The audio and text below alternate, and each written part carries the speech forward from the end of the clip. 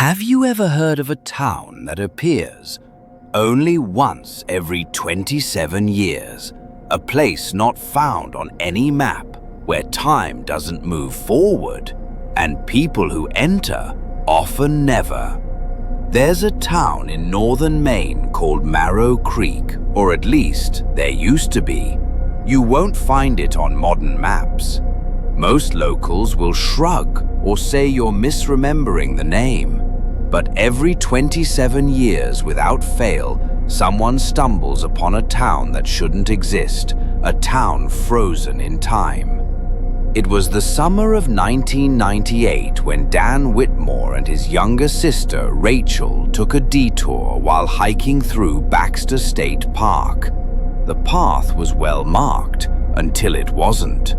A heavy fog rolled in out of nowhere, and they soon found themselves standing before a rusty, ornate sign that read, "Welcome to Marrow Creek, Estant, 1799. There was no sound, no birds, no wind, no insects, just a dense, suffocating silence. The houses looked old, but not abandoned. Fresh laundry hung stiff on clotheslines. A swing in a playground moved slightly, though there was no breeze. The streets were clean, the air was cold, and every house had curtains drawn, except one. Curious or foolish, they approached the open home. Inside, everything was spotless. A fire burned in the hearth. The table was set for three. A journal sat open on the dining table, with one sentence written repeatedly, "Don't look at the third mirror."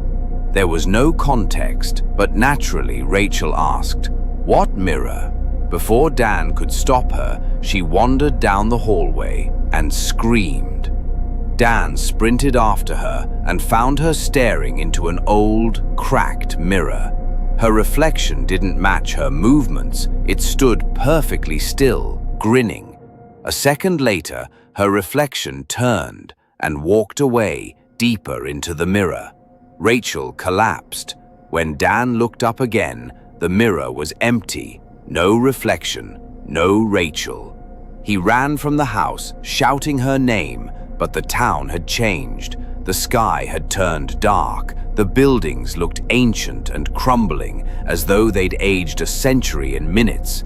The exit path was gone, replaced with brambles and dead trees.